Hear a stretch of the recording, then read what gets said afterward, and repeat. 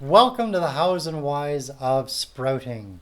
We live in a day and age where we're really experiencing a health crisis in our midst. You know, the medical profession and university studies have said that obesity's tripled since in the last 20 years. Cancer, heart disease, diabetes is on the rise. And what are we going to do about this, right?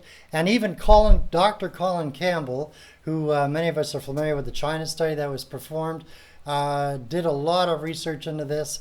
And his big consensus was that we need to be adapting a more whole foods, plant-based diet.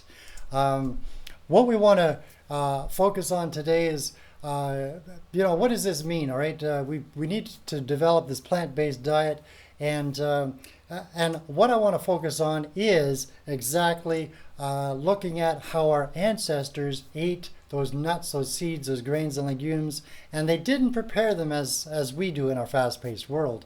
They always soaked, sprouted, and fermented these kind of foods. Now, some people say these things have been around for the last few years, but the Chinese, the Essenes, they've been using them as superfoods for medical reasons, for a variety of different reasons.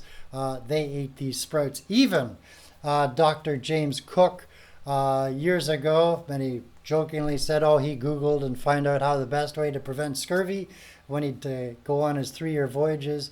And but he took sprouts along with them, sprouted these nuts, seeds, grains, and legumes, and never lost one man to scurvy. In fact, the famous Robert Scott of the Antarctic, he grew microgreens, mustard greens, on his many voyages as well.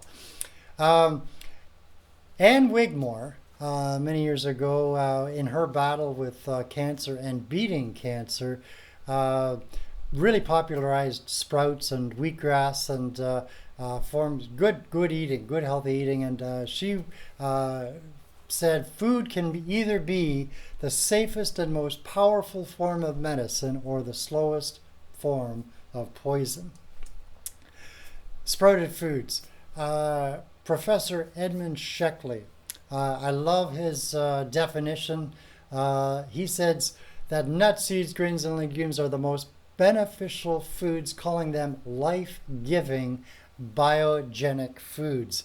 A food that will just totally rejuvenate and rebuild your body at the cellular level. Absolutely amazing.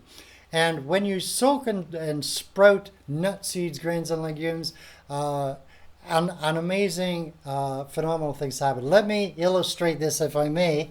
I'm just going to grab my daughter's little doll here. And so, for example, this little baby, this doll here was a sprout born today. All right, 7 days from now, all right, born today at 8 pounds, let's say. In 7 days' time, this little baby, if it was a sprout, would weigh 128 pounds. That's an incredible explosion of exponential growth that happens when you soak and sprout nuts, seeds, grains, and legumes. And it's not just an explosion of weight, but it's an explosion of all your vitamins and minerals. And there's other amazing things. Enzymes start growing. So as you're harvesting these little sprouts and eating them just at that first set of leaves, let me show you. I'm just grabbing here a sunflower sprout. So you notice the first set of leaves. These are the cotyledons. And not the first true set of leaves, but when a nut, seed, grain, and legume is growing to this first set of leaves, the cotyledons, it is the most nutritious at that level. And in the graph, you'll see that as this little sprout starts to grow, it is the most nutritious at this level. And then, as all the energy goes into the finished vegetable, the nutritional level starts to decline. Absolutely amazing. Now, this is best illustrated in broccoli.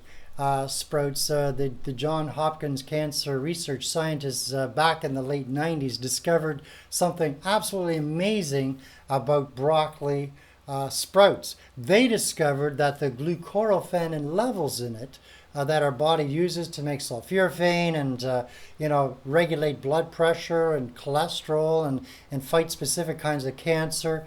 They found that the glucoraphanin levels were up to 50 times more in the broccoli sprout than the seed or the finished head of broccoli. Absolutely amazing. And we have incredible testimony of friends and family that have used broccoli sprouts medically in this kind of way.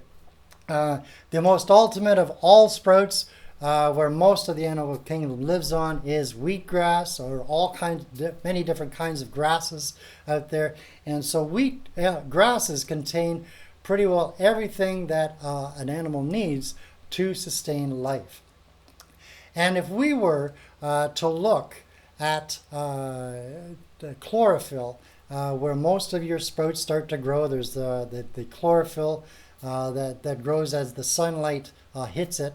But if you were to look at chlorophyll and hemoglobin under a microscope, you would discover that the molecular structure is almost identical. And so in a sense, green blood is almost identical to red blood. And when we eat our greens, like Mom said, all right, and you might have even said that to your children as well, eat your greens, they're good for you, right? And but what happens are within minutes, our bodies are taking out the center nuclei of the chlorophyll, being magnesium, and replacing it with an iron, and we have brand new red blood cells. Absolutely amazing, just from eating our greens. And chlorophyll is powerful. I mean, the scientists are still discovering amazing things about this phytonutrient that's good for us in terms of cleansing the blood and the liver and detox and lots of antioxidants. So at the end of the day, sprouts are great for us, right? We know that everything's permissible and there's a lot of really good tasty things out there, but at the end of the day, a plant-based diet is what we're going to need for optimum health and nutrition. Because sooner or later, all those wonderful splurgings, indulgence that we might take catch up with us. And so I like it how Michael Pollan sums it up. He says, eat food, mostly plants, but not too much. Thank you very much.